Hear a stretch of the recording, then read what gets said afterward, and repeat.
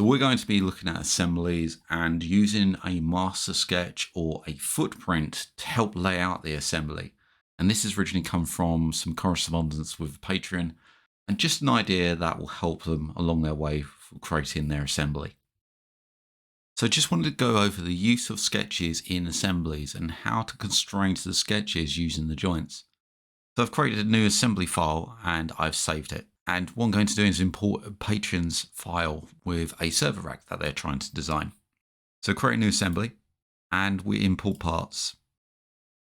I'm going to open the file and find the server rack, the rack strips, and we'll bring that in. So there's a number of parts already in here, and also there's an assembly. And I'm going to bring in one of the strips. We'll hit no on the grounded part because we don't want it grounded for the time being. I'm going to ground the sketch that we're going to create. Let's OK that and come over to the sketcher. Now I'm not using the part design sketcher because it requires a body.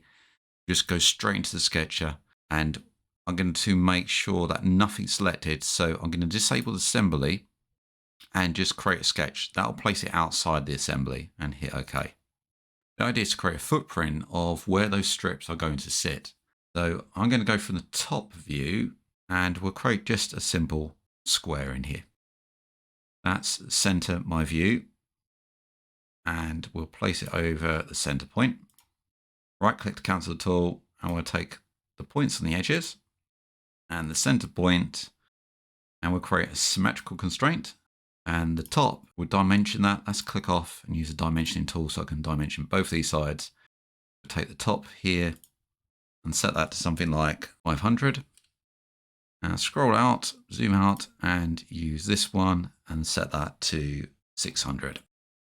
So we have a base of the footprint, basically. This can be connected up to a spreadsheet, a var set, if you want to drive that from a single point, so all your measurements from a single point. Let's close that. So now I've got this.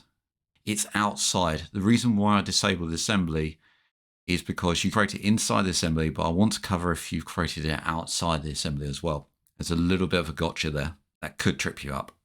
I'm going to go back to the assembly workbench, and from here we activate the assembly. So it's disabled at the moment. It's not in bold. We just double click it. Now it's in bold. It's all active. Let's import some parts. So we're going to import the sketch now. So the sketch is inside the assembly. We click on it. I'm going to make that a grounded part because that's my footprint. So I'm going to click yes on that and hit OK. Now this is the important thing. The sketch that's sitting here is outside the assembly, but inside the sketch has been imported in. So this sketch here is this one, but they're both visible. So this sketch will sit on top of the other one. We must make sure that this sketch is hidden. So click on it and press the spacebar to hide it. The reason being, if we start to create joints against the sketch and our assembly part, it's going to fail and it will start to confuse us when we start assembling against this. So make sure that's invisible. So the next thing is to create some joints between these two. So this one here that I've imported in is the rack strip front left. And we're looking from the top. Those are going to be connected here. So I'm going to connect it and I can move this over here and get it into position. I'm going to use a fixed joint.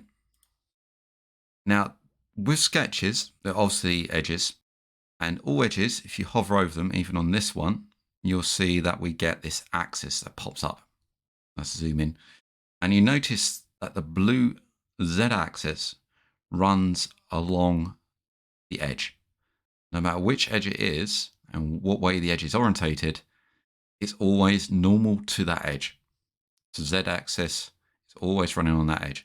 And that helps us because we can take this edge here, and if we come in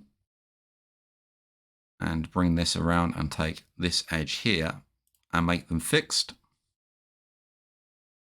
that's fixed upon there. We may need to flip this. So this is this way. So we're looking from the top down. Let's pretend this is the bottom. So we can flip it over. That's going to flip it the wrong way. So we need to rotate it. Rotate it 180 degrees and hit OK. I could have done this from the top. I've done it from the bottom. And we've got that position there. So we've got our first strip in. Let's import another strip. Use the import. I'm going to use the same strip, so front left. So now if I hit OK, we should have 2 of those in there. You can see them there. Front left, front left. And we'll take that, click it twice, and we'll just flip it around the right way. Up to you if you wanted to use separate models or if you wanted to use the same one. So we've got those kind of in place. Now I can create the connection. So we'll use, again, the fixed joint. And if you hover over the line, you can see it snaps to different points along this line. I'm looking to go this point here. So we'll just click that and we'll pick this one here. So again, looking at the points where it's snapping there. And we've got our second one in. Let's hit OK. Now, if I change the sketch, click on the sketch and double click it, we can adjust measurements. So let's set this to 200 this time. And you see in the background, the strips sitting here. If I close that, they've now come together. So we can adjust the sketch, which has an effect on the strips. So that's a quick way of using a sketch to adjust measurements to some kind of footprint. And that may help builds such as this. As I said, it can be connected up to a spreadsheet or a var set to drive the sketch, which will also drive the geometry within. Thanks a lot. I hope to see you in the next video. If you like what you see and you want to donate to the channel, then you can do so via Ko-Fi or Coffee at ko-fi.com/MANG0 or via PayPal at paypal.com/PayPalMe/DarrenBeStone. I also run a Patreon where you can get early access and additional content, and that's at patreon.com/MangoJellySolutions. Links can be found in the channel header, on the About page, or in the descriptions of these videos. I thank everybody that's donated so far.